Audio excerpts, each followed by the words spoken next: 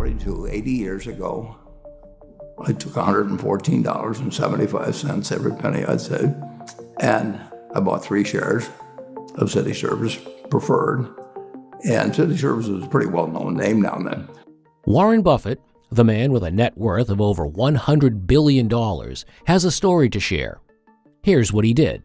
When I was 11, I picked stocks. I had the whole wrong idea. I was interested in watching stocks, and I thought stocks were things that went up and down, and I charted them. I read books on technical analysis. I read Edwards and McGee. I think that was the classic then. Hundreds and hundreds of pages. And I read that whole thing over and over again. I read Garfield, Drew, I read everything. And I thought the first 8 years, I thought the important thing was to predict what a stock would do and predict the stock market. And then I read Ben Graham, when I was 19 or 20. And I realized that I was doing it exactly the wrong way. But it didn't hurt that I had that background and everything. I rejiggered my mind when I read the book, The Intelligent Investor.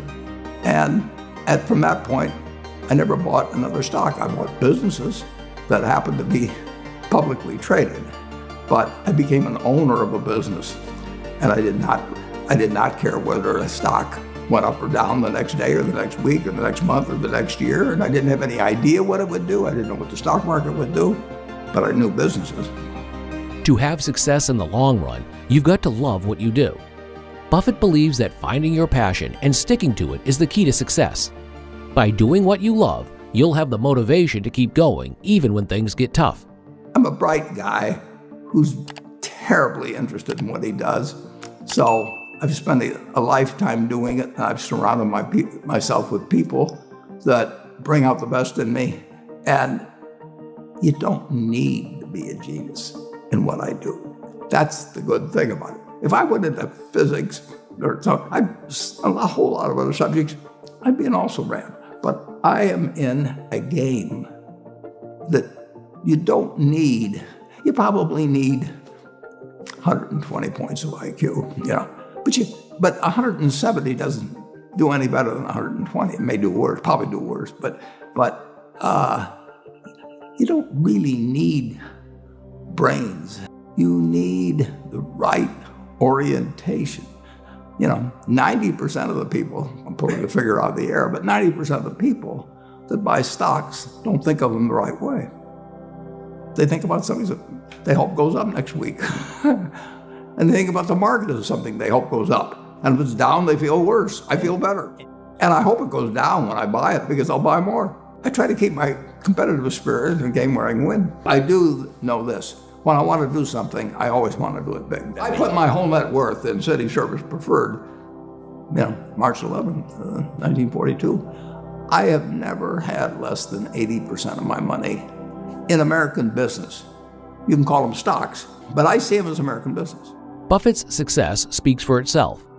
By investing in strong, stable businesses over the long term, he became one of the richest people in the world. I've owned a piece of American business for at least 80% at all times. And, I don't want to own anything else. I want to own a home and things my family wants and all that.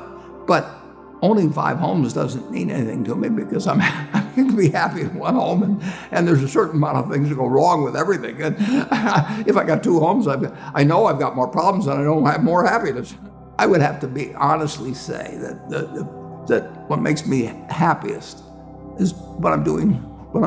I enjoy 2 things about it.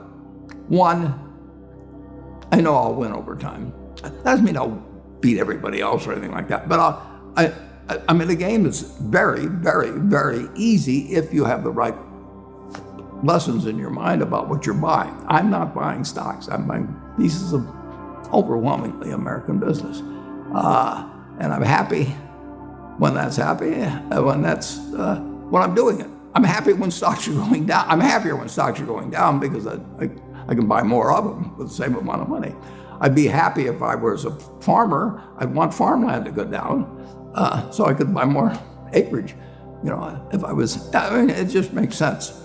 And I'll tell you the second thing I really like. I like being trusted by people. And, I would rather do what I do with partners than do it sitting in a room myself, even though I might make more money that way. I need to know that I think that Berkshire Hathaway is going to be worth more money someday down the road. Not tomorrow. I want it to go down if I'm buying something. And I would say this, the world has changed a lot since that report was written. But the world changed a lot in 2000, 2 years ago. Let's pretend there is no stock market. Let's say I had to buy these privately, like you buy a farm privately, like you buy an apartment house privately. They're investments. So you're looking to say, what can I do with money I've saved to put it away so I feel good about getting it back later under any circumstances, but not necessarily on a given moment. But if I have a farm, it's going to take me a while. But people would be so much better if they actually didn't have a stock market in terms of buying businesses. But and when you're buying businesses, don't call them stocks. When you're buying businesses, when you're buying apartment houses, sometimes when you're buying raw land, all kinds of things. There's times when you get a chance to act and do something really intelligent. It may happen once every 10 years, once every 20 years. Depends on what field you're in, where you live, what you know, all of that. But most of the important things, there's a lot of foundational work. The United States economy, and it's very easy to look at the statistics on it. I mean, more people, a greater percentage of the American population is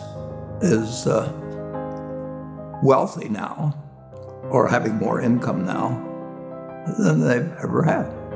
And if you look at whether Bank of America can give you their average deposit, I mean, you just look at the wealth that's out there, and that doesn't mean everybody's wealthy, but it does mean relative to any other period of time, people have more money now. They get mortgages at lower rates than they've ever gotten. So if they want to buy an apartment, where the bottom 2% in terms of income in the United States, the bottom 5%, and for sure the top 1%, all live better than John D. Rockefeller was living when I was 6 years old. John D. Rockefeller was the richest man in the world. And today, you can get better medicine, better education, better entertainment, better transportation. You can do everything better than he could. You can, it's astounding. That's in my lifetime. That if you wanted to watch a football game, he still had to go there. and I can sit there with this big screen, and they keep showing me the replay, so that explaining to me what happened and everything. And maybe everybody doesn't have a screen as big as mine, but damn near everybody has a screen or an iPhone or a computer or access to one, and they have access. I mean, when I was born, the dentist didn't use Novocaine. There's no country that's done what our country's done. If you go back 3 of my lifetimes, are looking at less than 1% of the world's population, closer to half of 1%. Half of 1% of the people in the world are sitting in this land. They don't work harder than people in all the rest of the world. I mean, in terms of hours of unpleasant labor, everybody's got hours of unpleasant labor in those days practically. They don't come laden with gold, and they are half of 1%. And they work the same hours, they got the same IQs, They may be a little self-selected in terms of enterprise, in terms of going across oceans and things. And fast forward a couple of lifetimes, and they've got 20% plus of all the bounty in the world. I mean, that is something that has worked like nothing. Just imagine that. If you've gone to anybody, Constitutional Congress, in 1789, if you go to any one of the representatives there, and you said, I want to tell you what this place is going to look like, in 3 more of your lifetimes, your great-great-grandchildren, yeah, are going to be flying in the skies. They're going to be watching sports all over the world. They're going to be entertained. Their medicine. They'd have hauled you off to a lunatic society. When Thomas Edison did all the things he did, he made some money, but look what we benefit. I mean, we're using it. Yeah. It belongs to us, and it doesn't.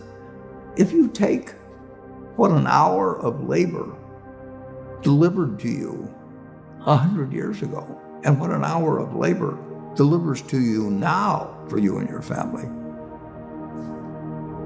it's unbelievable.